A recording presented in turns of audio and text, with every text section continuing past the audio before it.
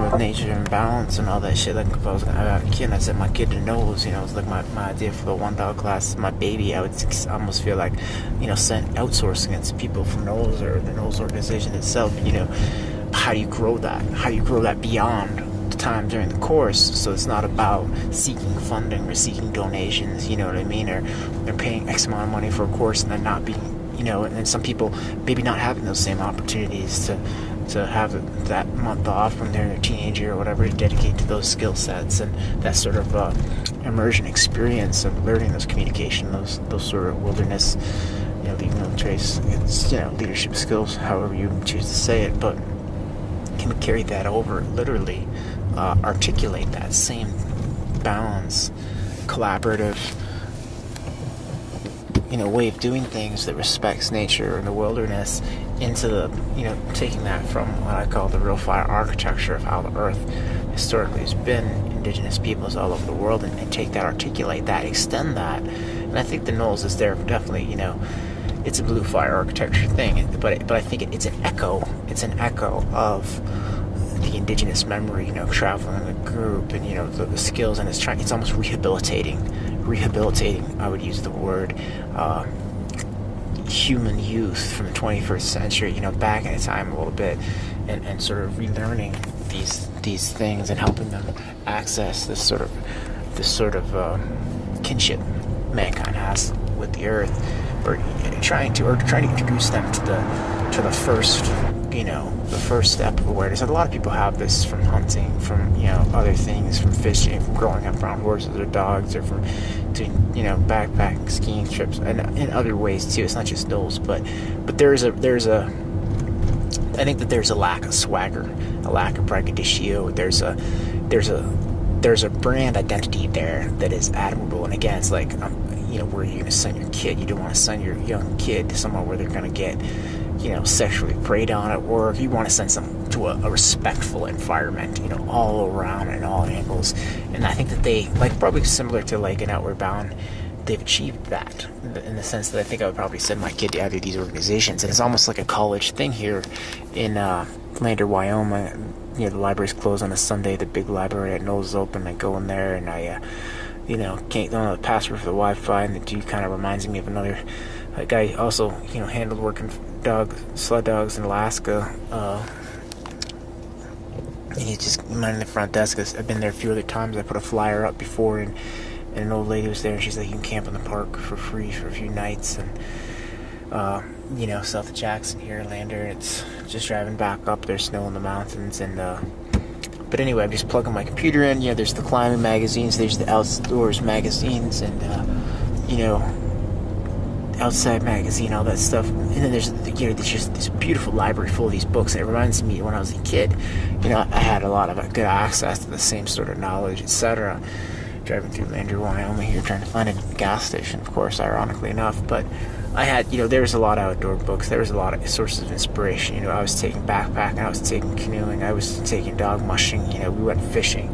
We did a lot of stuff, which was all good. But I think, trying to reconnect, a lot of that was done with my dad. My mother would go too, but I think, the balance of NOLs is that there's these groups, and you get guys and girls both, and it's not necessarily just something, there's the balance, and that also echoes, with development, civilization symbolically as a male thing, and in the female aspect, the earth, the balance to extend that into the business world, that balance, that respect for nature, and all the small relationships, the large and small relationships, whether between people, between organizations, other organizations, communities and organizations, people, organizations, communities, nonprofit sector, private sector, city government, blah blah blah, all the different ways things connect and relate. Beauty of the horses in these pastures, and trying to learn about the horses, and it's trying to find a diesel pump and gas, and it's just like I want to drive back to Alaska after having this big group of people do this awesome thing and ski the Wyoming stage stop. Let's green build something out here, for someone in need in one of these communities here, leading up to that or during the same thing. And let's get this vehicle and have it run on biodiesel and make this into something like maybe you can be toured and get some musicians and camping underneath the stars, visiting the hot springs, just have some people doing some photojournalism and some writing and filming and performing and sort of reconnect holistically with the nature, not go too fast, but also the athleticism of the Nordic skiing, the longer distances. But in Lander, it's just you're in the library there for a second, and like I'm kind of I don't have the money to go on another NOLs course. I'm like 12, 13, 15 years in the future here from when I did that when I was a teenager. I'm not sure I honestly want to go on another NOLs course, but what I would like to do is capture that that brand identity and those values and transplant them. Like I'm talking about transplanting some of my ideas for the business in Denali down here to Jackson, Wyoming area, and I transplanting in a way that keeps the whole essence of the collaborative approach, because I know, I don't want to be just stuck running a business, it cuts you off from the community, it's the collaborative approach is key, and there's all these different communities. You can drive up towards Bozeman or Montana for 3 weeks if you're working for a week there. You can go to Whitefish, Missoula area, go skiing in Idaho, go fly fishing or something. You go down to Park City, Utah, you can go to San Francisco, for your other 3 weeks you can go to Boulder, and you can also be pulling partners from all those different communities to come here to Jackson if you're working for a 1 week block, almost like a business timeshare concept. Try to sort of revolutionize and restructure things so you have that 1 week where you're dedicated and you're working on the thing, and then you're off doing your own projects for the next other 3 weeks, whether you're making a short film or working on whatever else you're doing, volunteering in a greenhouse, or going on a ski trip, or working in other jobs at other places. But there's this, it's almost like a timeshare business concept. But again, it's like, can you extend this into the business world? So so you're creating value. Because one of the things with NOLs is, like, I'm looking at this, they got a PR internship or something, and it's like $125 a week stipend, no food, no place to stay. Now, you could probably, if you had wheels, find somewhere to camp for free around here in the summer. I don't know how much snow they get in the winter, but that's really not very much, to try to... Now, granted, like any sort of educational, hybrid, I'm sure the person's going to get connected well, they might get other jobs, but that's not much money at all. I don't know. I don't think your average NOLs instructor makes much money. I don't think they're in it for the money, but that also speaks to the fact that a lot of them are coming from probably... I wouldn't call them upper middle class backgrounds necessarily. I don't want to generalize because I don't really know, but I would say that they probably they're not coming from poverty, so there's that. They're kids that grow up reading outside and backpacking magazines, not magazines like, they're not probably watching World Star Hip Hop, or, and maybe, and in Wyoming I kind of stumbled upon inadvertently the Teton gravity research thing there in Wilson, Wilson made me think of Talkeetna, and I honestly didn't know that they were there, and I was just there walking the dog or whatever, and I seen them there, and I kind of stopped by every day and dropped a flyer there too, and sent an email to one of their editors, and he's from New Hampshire, and it's the same. Probably not that much different than me or one of my kids, and it's, I'm like, can you guys give me some money? Can we begin to get this thing going? Can we collaborate somehow? I think I can have a little bit of structure, support, and community around some of these ideas and concepts that we're working with. They'll have some traction, and it's very social mission driven. We can go up there, we can build a cabin, or even here in Wyoming, we can build a house, green building and community, and for someone in need, and this sort of commandeer, Teton gravity research crosses my mind with these NOLs values, because I think a lot of that stuff, it's like, let's do a Red Bull commercial, let's do extreme skiing, wow, that person got hurt trying to climb that wild climb, whereas NOLs is more like a healthy family community. This is a group of people who are going to go work together. We're not trying to do something potentially life-threatening, whereas the other stuff, it kind of cuts into the marketing. They're sort of like a typical outdoors type magazine. It's sales driven. It's it's about selling merchandise and selling gear and stuff, and there's a lot of advertising. It gets away from values and concepts, innovation, creativity, and you don't want people just to buy stuff. You want people to make businesses, experiences, and products, and and everything that aligns with your core values, and if you just get into this thing, you just I don't know. Teton Gravity Research is not the brand I would want, but I almost want to go in there with their money, and it's almost like a big news station there. I walked into the Bozeman Chronicle when I was in Montana, and it's like I want to commandeer that news station to be like,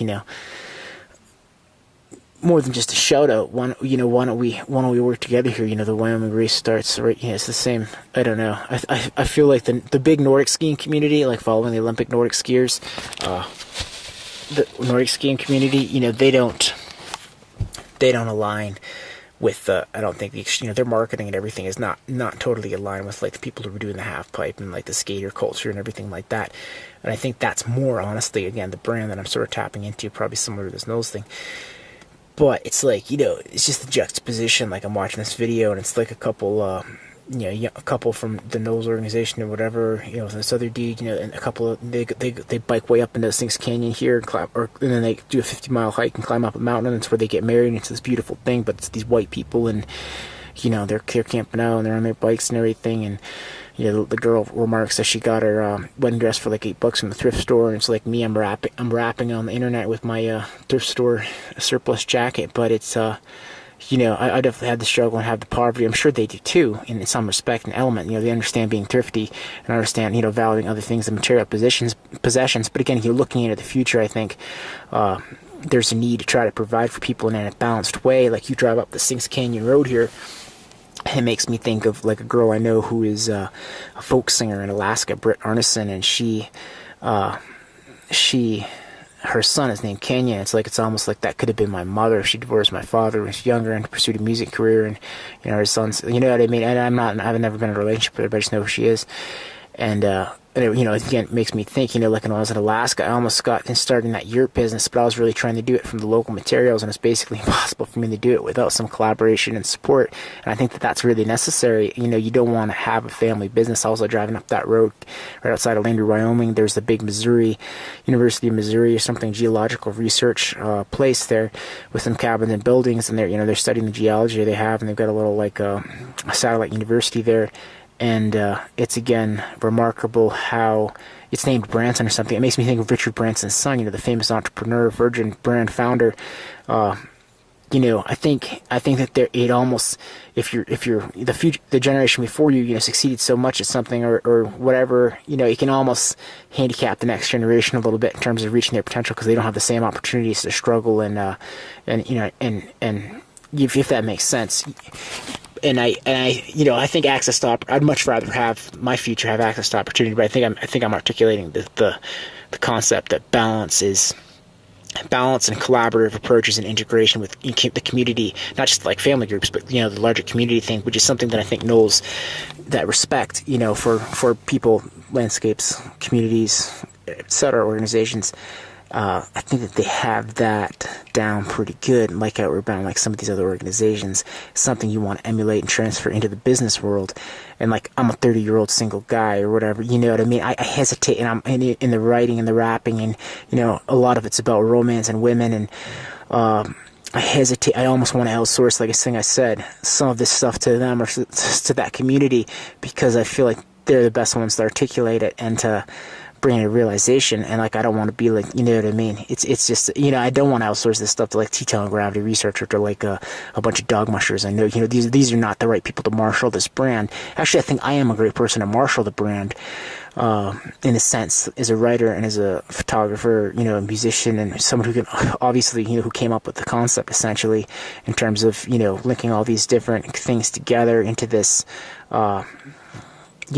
organization, however, it's going to be running, it's going to be having this race, it's going to be building housing for people in need, it's going to be, having multiple businesses and, connecting people to all these, just like you walk into that NOLs library with all these great books about outdoors. People went and built a cabin in Alaska, and, all the John McPhee, all this stuff, blah, blah, blah, all these great writers. But then it's like, are any of these kids, what are these kids going to be doing in their jobs after they get through this, they read these books? They're going to go work at the park, or they're going to go do this, the park service. You look at the people who are the board of directors for NOLs. Now that's another almost group. That's almost another subset of people. See, and a lot of them are people that have founded companies, or like running companies, and they've like got MBAs, and from Silicon Valley, from New York, and these different places. And it's almost not the same demographic. There's probably some crossover if you're looking at like a graph, two big circles or whatever. But the people who are instructing there, you know what I'm saying, versus the people who are like on the board of directors and who are channeling the funds and keeping this NOLs machine. They have base camps or bases all over the place now, internationally too. I know the one up in Yukon, the one in Palmer, Alaska, but this is a big organization here in Lander, and they're humble and beautiful and integrated, I think, here.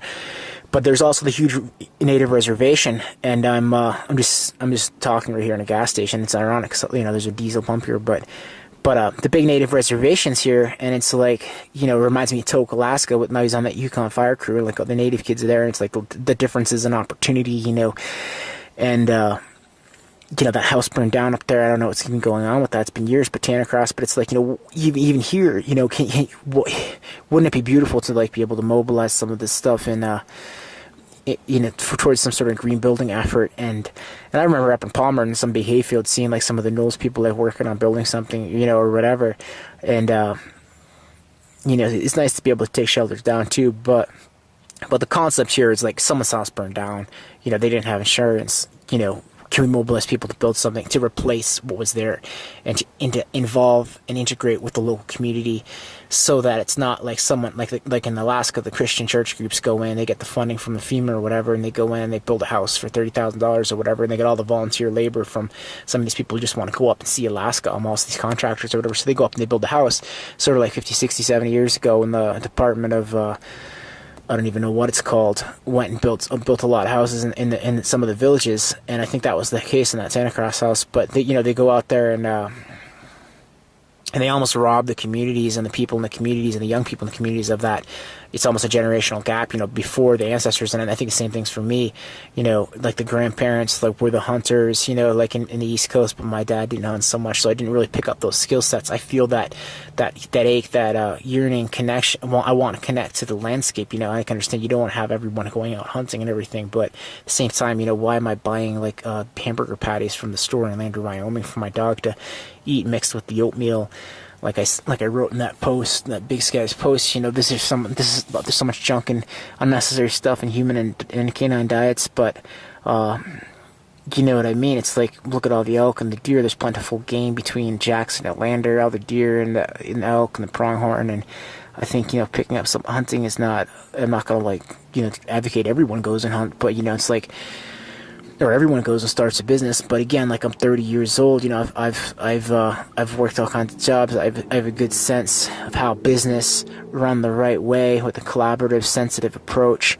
So it's not like it's not like some dude who's like the son of someone else who's running the business because he's the son of someone else. It's a family business, like a pizza business empire where they got 20 different pizza places in the East Coast, or whether they got half a dozen different sled dog tourist business options, businesses in different communities in Alaska, and it's like the other kid working there won't get the same chance as the son working there. That's not what we're doing. We're taking the, can you transfer and can you transplant some of these NOLs community values into this collaborative approach, this business timeshare thing, where it almost hybridizes education.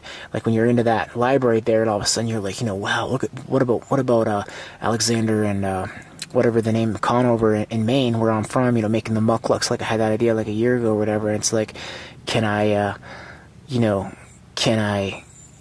making the mucklucks, can you bootstrap a business? Can I literally make some mucklucks, secret muckluck, just for myself, just one pair, right, to start off. But then it's like Jackson, Wyoming, maybe you can make some and have this be sort of the thing that gets this whole business thing going, or granola or whatever, where it's like, you learn how to make some mucklucks, and you can make a couple pairs of mucklucks, and then you're there in Jackson and you're making like a couple pairs of mucklucks a day for the 1 week when you're there. You can take that and maybe make some also while you're traveling on your other 3 weeks, but and then someone's there working the sales there for a week, and be part of this company and building the social the social network, the social media or whatever, and and getting the sales going, spreading the word in sort of an organic fashion. But you're only there for a week. You can be 3 weeks wherever else you want to be, a month, and maybe you want to do this for one winter or for one summer, and then you're gone. But maybe this can also help. You kind of like this NOLs library. Look at all the different.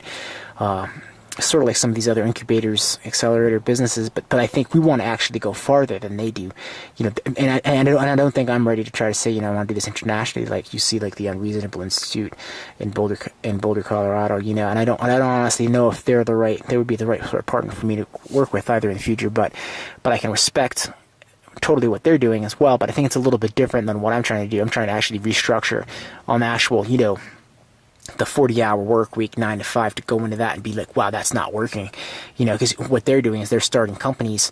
But I'm saying, the companies that they start might be doing great social mission driven things or non-profit, you know what I mean? They might be doing amazing things like, financing solar or, putting wells in Africa. You can look them up on Reasonable Institute. They do all kinds of stuff. But what I'm saying is, let's actually look at one of these companies that they make, and let's say, well, you've got your founder who went through the Unreasonable Institute. Maybe they had an idea. Maybe they came from a place without a lot of opportunity. Maybe they came from a place with opportunity. I'm not sure that matters. I think they've got probably a mixed bag there. But what I'm saying is, and I think that's true for like the Silicon Valley, the technology startups too, But what I'm saying is, let's actually look at these companies and be like, wow, maybe these companies aren't structured the right way, because you've got your people who are working there, whether it's a gas station or whether it's a technology startup, and you've got your developers and you get the people working your 9 to 5 or whatever, or whether you're a mechanic in a town or whether you're a doctor or lawyer, society, the industrial world has sort of structured this in this 9 to 5, 5 days a week, 40-hour work week, blah, blah, blah. And, some people work multiple jobs and some people work in different hours than that. But I'm trying to touch on the fact that might not be the best ratio or whatever. You look at, the growing season, or you look at the farmer's market thing, like I mentioned, the Brooke and Sean up there in Whitefish, who I used to work with in the glacier years ago in Alaska, and they've got they're working separate jobs. One of them works at a university, a little write-up in the paper there. I walk by the garden, but they got this big garden there, and they're taking their stuff from their garden, kind of a backyard farmer in Whitefish, Montana, originally couples from New Hampshire, and they're, they go to the farmer's market and sell some of the stuff, just a bunch of produce and vegetables, etc. But it's, the point is they're working separate jobs, but then they're doing this, and they're going to the farmer's market for sales for like 1 or 2 days a week. Look at that ratio where they're like 5 days kind of partially working on this project, and then they're going to the farmer's market and they're focusing on it for maybe a couple days a week or something. And that's the same sort of ratio where we're talking maybe like 3 weeks, doing your own thing, traveling around, and 1 week working on sales, with this sort of restructuring timeshare business concept, if that makes sense. And it's the 40-hour work week. I don't think it maximizes growth, productivity for any of the people working there. I think it just sticks them in a box, and it's like it destroys. I don't know. I think it needs to be improved upon. So if you're trying to grow people's minds and also grow businesses and value, and it's like there's some sort of thing in the paper about how America's afraid of ISIS and America's afraid of.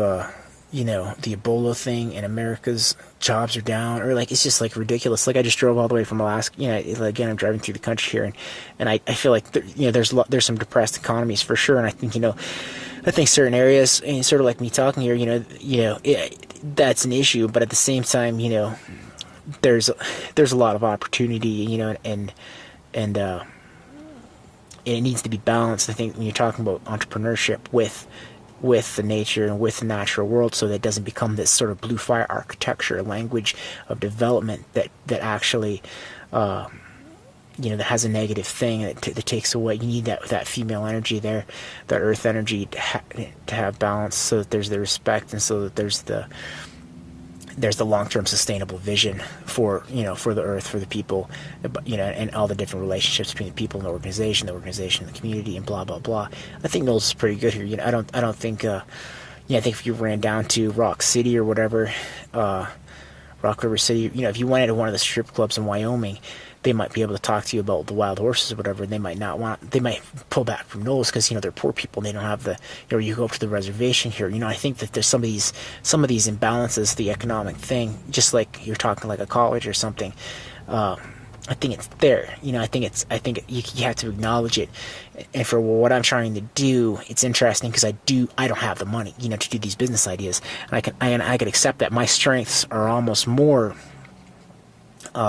being the great writer, being able to do the music and the filming, I have the idea, but then you're bootstrapping a business. Can you make one pair of mucklucks for yourself and stop complaining about all this other shit? If it costs $30-$50, pretty much anyone can come up with that.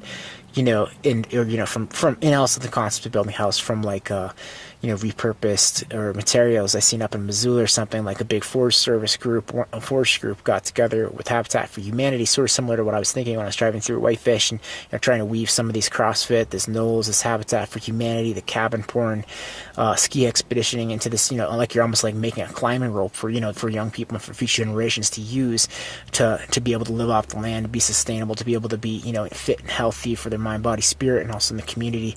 And, if there was a fire, something happened, to be able to survive off the land, gardening, hunting, fishing, integrated into that, the fiber of that program thing as well. But it's like, inlander here, I don't know, like the NOLs guys are going doing their thing. I don't know how many of them hunt. And it's like, the rappers are doing their thing in the city, and I don't know.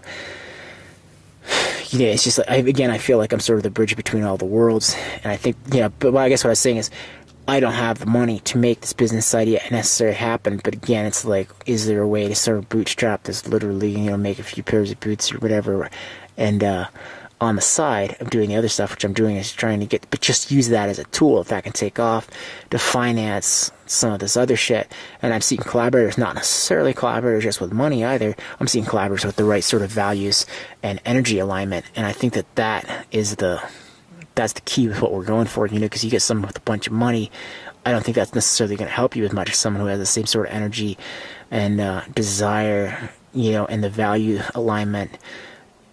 But again, like what kind of I'm saying with the difference, the juxtaposition of watching like a hip hop video to like those people who go from NOLs and they go on this bike trip and like climb a mountain with their ropes and they get married, and the hip hop videos about going to the club, and it's the juxtaposition of urban versus, there's all these different. I think to be hip and to be savvy with business is, I think as a writer, I can. Sort of overcome the hurdles between the different cultural groups, between the city and the country. And I like the city. I like the country. I don't like poverty in either place. And I think, what the business goal is not to make millions of dollars, but to make enough money to do these other things, to be able to finance this social mission-driven thing, which is like building a house for people in need, and unlock sort of the talents in all these other people, future generations, and sort of holistic, keeping the sustainability. If it can be sustainable, I can't be, the danger is, I can't be just, I can't be running a bunch of different businesses myself, in terms of the day-to-day nitty-gritty stuff. I've got some great ideas, leveraging them into reality, like, this thing. That's why the tendency to want to outsource this to some of these NOLs people. But I think, again, like I'm just remarking how I think the people who are working in the finance department at NOLs and are getting the funding and running that are different than the people who are the instructors. So there is that element there, which is just worth noting. I think here while I'm here, and I'm more the NOLs instructors. That energy, that's more what I'm sort of reaching for, but. You need money. That's why, can you take some of those guys and be like, maybe get them excited about business and stuff, not just, I don't know. I'm sure some of them are, but you know what I mean, and try to translate that energy into this concept. We'll see how it goes. NOLs sort of has this diversification, though. They've got a little bit of. I just drove past this sort of food center here in town. It's like they've got like a bulk open to the public. They're selling some food and stuff there. They're selling some outdoor gear in a very humble way, I think. But it's going on there. That's not the primary focus. That's not what they're doing. But it's there, and I don't know how much money they're making. I don't think they're making much money off of that shit. and they're selling like Cocotat's windbreakers or Company X's windbreakers with the NOLs logo on it.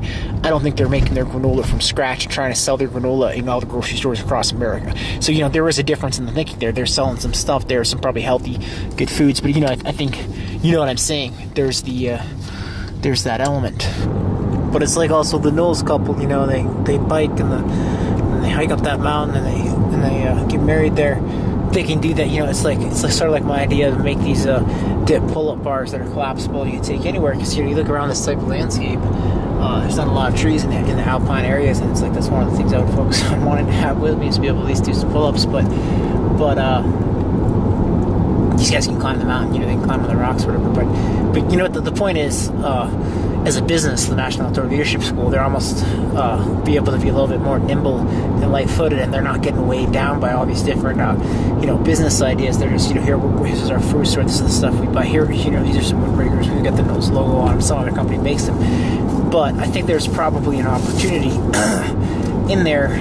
There's an opportunity to learn from the positives there, but also to look at it a little more closely and be like, there's potential for growth if you're trying to translate and transform some of these ideas, values into the business world.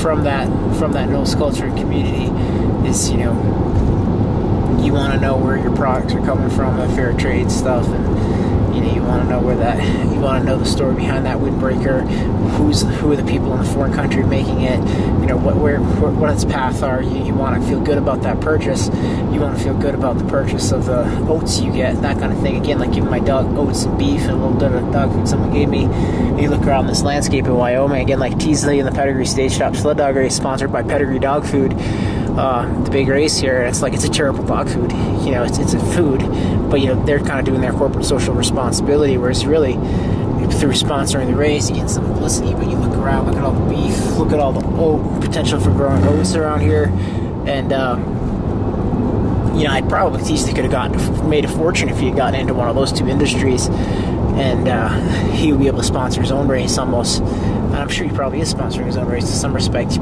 but I think what I'm trying to touch on is, you have to look where your stuff is coming from. Where is the pathway of all the products and experiences, the people, the organizations, to form these moments and these things. The NOLs is saying, leave no trace, and respect for the land and everything. But you get a windbreaker from Company X. You don't know where you get your food from wherever. I'm sure they do a good job trying to make sure that stuff is responsibly sourced, but I think you get the gist of what I'm saying. It's good to get out and drive in the evenings here.